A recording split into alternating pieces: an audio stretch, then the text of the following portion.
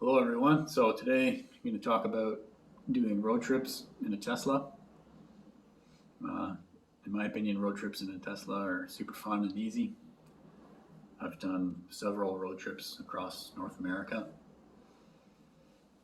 all starting from southern Ontario, roughly Toronto area, and I've gone to the East Coast twice, once to Halifax and Nova Scotia, and once to Charlottetown, PEI. Gone to the West Coast in two other road trips. My first road trip ever was to Vancouver Island, and that was an interesting trip as there wasn't Tesla superchargers installed across Canada at that point, but still was able to do that road trip mostly using a website called plugshare.com. And even on that trip, I never ran out of charge. I came close a couple times, but never ran out. I've gone to Florida twice in the Tesla, and I've gone to California and Texas as well. So when you're doing a road trip in a Tesla, I highly recommend you use Tesla's built-in navigation. It does all the work for you for planning. For example, you could say navigate to Vancouver, BC, and you're sitting in Toronto, Ontario. It will calculate the whole route, tell you where you're going to have to stop, how long you're going to have to charge. It figures out the whole route for you. So I would highly recommend using Tesla's built-in navigation if you're doing a road trip in a Tesla. But there is other websites you can use. Like I said, plugshare.com. There's a website, a Better Route Planner.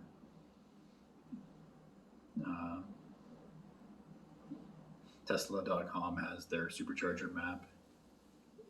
And there's another website that I like just to see upcoming supercharger locations, ones that are under construction, where they have permits to put a supercharger in the future, and that's supercharge.info. And I'll put links for these websites in the description below. So with my 2014 Model S, my average stop when on a long road trip was about 30 to 50 minutes. Now, an electric vehicle is not like a gas vehicle. You don't sit and wait till it's filled right to the top. You charge it, so you're not charging to 100%. The navigation will tell you to charge just to get enough with like a 10-15% buffer to get to the next charging location. And so yeah, for me, 30 or 50 minute stop, and I enjoyed this pacing. Drive for 2 or 3 hours and then stop for half an hour to 50 minutes, have a break, get out, have a bite to eat, go to the bathroom, whatever. And it just broke up the trip and made it really enjoyable. Whenever I was on a road trip, it was basically like a holiday for me. So I wasn't pressed for time to get to my destination. So I enjoyed that aspect of it. And for me, because my Model S was older, supercharging on the road all over North America was free for me, which was pretty awesome. And that's why I did my first road trip across North America, is I wanted to put that to the test and see, like, wow, can you actually do that? And yeah, I did.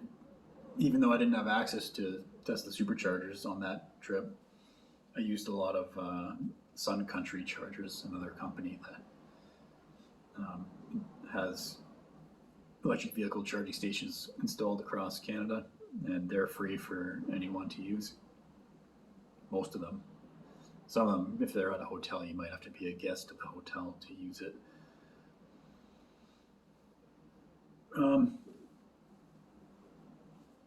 So Yeah, it was all free, and yeah, I put it to the test, and yeah, I didn't pay anything to do all these road trips across North America. Now the new ones you do have to pay, but it's still way cheaper than gas. Um, I did have to pay for electricity when I was charging at home, so I have a pretty good idea of the costs involved. And I would say it's roughly 1/5 the cost of gas to do the equivalent distance. So there's even when you're paying, you're saving a lot of money versus gas.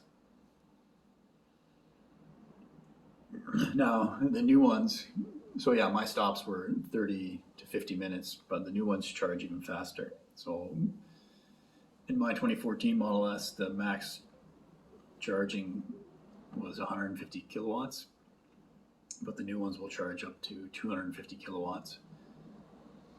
So their charging stops would be even quicker than mine, probably 20, 30 minutes on average.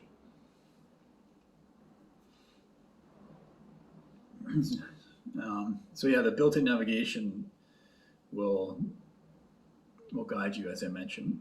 So if you were in a situation where you're cutting it close, the navigation will actually tell you to slow down if you want to make it to your destination. And this slowing down basically makes the car more efficient. So, uh, if, for example, it'll say if you want to make it to that destination, don't go over 80 kilometers per hour, for example. Now, I learned that, at least with my car, it played it very cautiously. Once I knew the car well enough, I basically ignored that most of the time, and I was like, yeah, I can still go faster than that, and I'll make it. But it's understandable. You might have a detour, or the weather might change, and your energy use might increase. So you want to leave yourself a good buffer to make it to the destination. So the car helps you with that, and tells you to slow down if necessary. So in my 6 years of owning the car, from 2016 on, I would say 98% of the time I never had to wait to get into a charging stall. Now, I was a pretty early adopter, I guess, of Tesla, and so in those early days, there was often nobody at the charging stations, especially going across Canada. But recently, going through Toronto, Tesla has sold so many vehicles, more vehicles now with the Model 3 and Y being more affordable, that the charging stations in Toronto I found were much busier, despite there being way more locations than charging locations than when I first got the car. So that could change over time, but Tesla is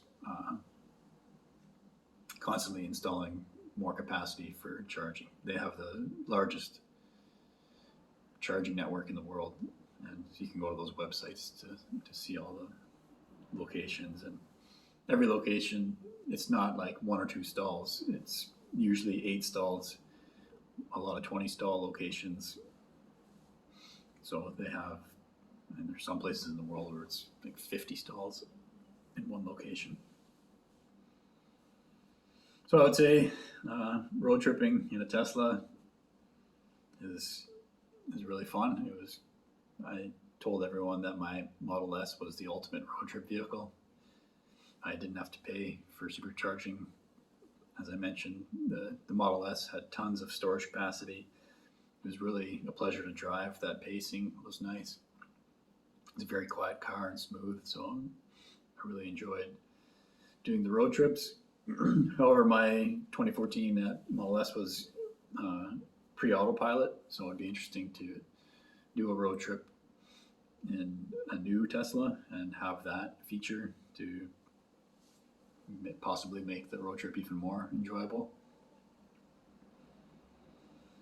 So yeah, that's my thoughts on road trips in a Tesla. Hopefully you enjoyed and learned something. Thanks for watching.